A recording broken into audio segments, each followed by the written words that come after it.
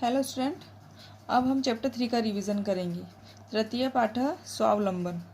ठीक, इसकी समरी है कि कृष्णमूर्ति और श्रीकंठ दो मित्र थे, है ना। और श्रीकंठ के पिता अमीर थे, इसलिए उनके मकान में सब प्रकार की सुविधाएं थी। उसके विशाल भवन में 40 खंभे थे, 18 कमरे थे, 50 खिड़कियां थी, 40 दरवाजे थे और 36 पंखे थे।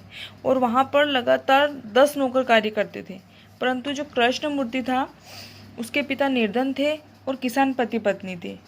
और उनके घर में दिखावे, और उनका घर जो था वो बिल्कुल साधारण था, बिना दिखावा का साधारण घर था। ठीक है। एक बार क्या होता है कि श्रीकंठ जो है सुबह 9 बजे उसके घर रहता है। वहाँ पर कृष्णमूर्ति और उसके माता पिता अपनी शक्ति के अनुसार उसका आतिथ्य सत्कार करते हैं, है ना। लेकिन उसके घर में कोई भी नौकर नहीं था। तो ये देख के श्रीकंठ को लगा कि उनके घर में तो कोई नौकर ही नहीं है। तो उसके मित्र को कहता है कि मैं आप लोगों के आतिथ्य सत्कार से संतुष्ट तो हूँ, पर मुझे केवल इसी बात का दुख है कि तुम्हारे घर में कोई भी नौकर नहीं है। तो वो कहता है कि जिसके कारण मतलब आप लोगों को मेरे सत्कार के लिए बहुत कष्ट सहना पड़ा। मेरे घर में तो बहुत से नौकर हैं।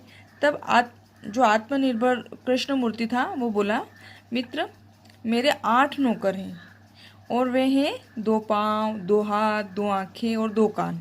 ये सदा मेरे अधीन रहते हैं, हमेशा मैं जैसा कहता हूँ वैसा काम करते हैं। परंतु तुम्हारे नौकर दिन रात काम नहीं करते। मेरे नौकर तो मेरे लिए दिन रात काम करते, लेकिन तुम्हारे नौकर दिन रात काम नहीं करते। तुम तो अपने कामों के लिए अपने नौकरों पर अधीन हो, है ना। लेकिन जब जब भी वे अनुपस्थित होते हैं तो तब तक तुमको कष्ट का अनुभव होता है और तुम कष्ट महसूस करते हो। आत्मनिर्भरता में तो सदा ही सुख होता है और कभी कष्ट भी नहीं होता। तो तुम हमेशा आत्मनिर्भर बनने की कोशिश करो।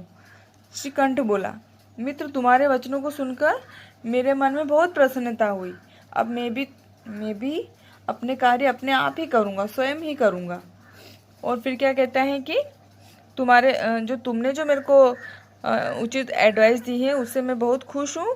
और अब हमेशा मैं भी ऐसा ही काम करूँगा कि मुझे दूसरे के अधीन नहीं रहना पड़े और मुझे हमेशा अपने आप पर ही मतलब मुझे हमेशा काम करने में फिर कोई दिक्कत भी नहीं आए।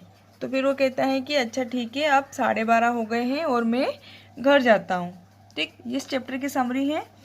अब शब्दार्थ आपको पढ़ना है, एक बार सारे शब्दार्थ रिवाइज कर लेना है। उसके बाद में क्वेश्चन नंबर फर्स्ट है उच्चारणम कुरुतः। इन सब का उच्चारण करना है। संख्यावाची शब्द दे रखे हैं, इनको पढ़ना है। उसके बाद में अधोलिखिता नाम प्रश्नम उत्तराणी लिखत, ये क्वेश्चन आंसर है, इनको आपको लर्न करना है, अच्छे से पढ़ना है। और इनको मैंने जो पुराना वीडियो है गूगल क्लासरूम ऐप में उसमें मैंने सारी हिंदी एक्सप्लेन कर रखी है, तो आप उसमें जाकर इस वीडियो को वापस से एक बार देखिएगा, क्वेश्चन आंसर को अच्छे से समझिएगा। उसके बाद में क्वेश्चन नंबर 3 है चित्राणी गणित्वा तथा संख्यावाचक शब्द लिखत। मतलब ये जो शब्द दे रखे हैं इनको गिनना है और ये जो चित्र दे रखा है इन सबको काउंट करना है और लिखना है। दिए गए चित्रों को गिनकर संख्यावाचक शब्द है उनको नीचे लिखना है। जैसे ये कितने हैं इनको काउंट करा तो ये 18 है, तो यहाँ पे क्या लिखेंगे, अष्टादश। ये 21 है तो एक विंशति। ये 15 है तो पंचदश। ये 36 है तो षट्त्रिशतः। फिर चतुर्विंशति। तो ये जितने भी हैं इनको संस्कृत में काउंट करके लिखना है। उसके बाद मंजूषात अंकानाम कति पदानि चिनुत। तो इसमें क्या करना है, आपको दिए गए अंकों के लिए शब्दों का चुनाव करके लिखना है। ये जो अंक दे रखे हैं इनमें से शब्द चुनना है और लिखना है। जैसे 28 को क्या लिखते हैं, अष्टाविंशति। 27 को सप्तविंशति। 30 को त्रिशतः। 31 को एक त्रिशतः। तो ये भी मैंने उस वीडियो में पूरा हिंदी में एक्सप्लेन कर रखा है, तो आप एक बार उस वीडियो को ज़रूर देखिएगा ताकि आपको रिवीजन में कोई परेशानी नहीं आए। ये वाला भी। अब ये वाला जो चित्र दे रखा है इसमें क्या करना है कि ये देखना है कि ये जो किसान है दिए चित्र को देखकर और दिए गए शब्दों का प्रयोग करके ये जो शब्द दे रखे हैं इनमें वाक्य लिखना है। जैसे ये चित्र देख के और इन शब्दों का प्रयोग करके पूरा वाक्य कंप्लीट करना है।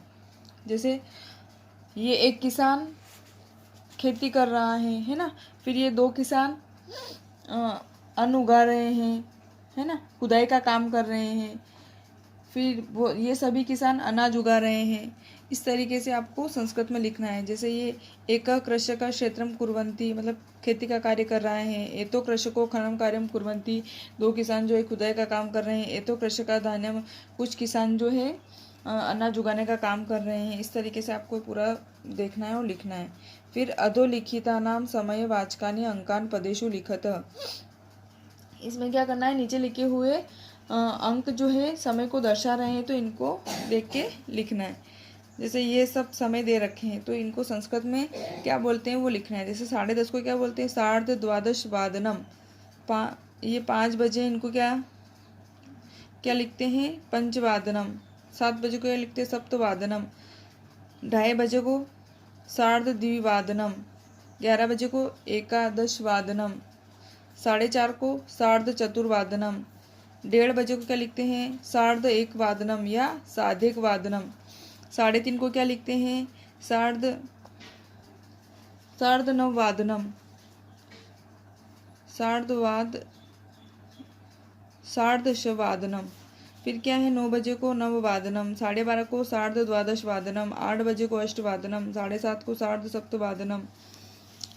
फिर क्वेश्चन नंबर 7 है, ये भी फिल इन द ब्लैंक्स है, इनको कंप्लीट करना है। इस पेटिका में से देख के लिखना है।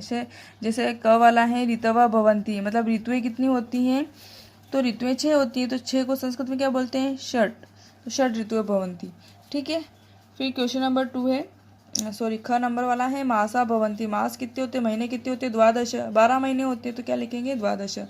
फिर है एकस्मिन् मासे अथवा दिवसा भवति, एक महीने में 30 अथवा 31, 30 से 31 दिन होते हैं, ठीक। फरवरी मासे सामान्यतः अष्टाविंशति दिनानि भवन्ति, फरवरी मास में सामान्यतः कितने दिन होते हैं, 28 दिन होते हैं। मम शरीरे हस्तो स्तः, मेरे शरीर में कितने हाथ हैं, 2 हाथ हैं, ठीक। तो ये मैंने आपको एक बार रिवीजन करवा दिया है। आपको अगर कोई कन्फ्यूज़न हो तो एक बार और गूगल क्लासरूम ऐप में जाकर जो पुराना वीडियो है उसको आप देख लीजिएगा, ठीक है। और जिन बच्चों ने PDF सेंड नहीं करा है वो सारा काम कंप्लीट करके चैप्टर 6 तक PDF बनाकर मुझे सेंड करिएगा। Okay, thank you, have a nice day.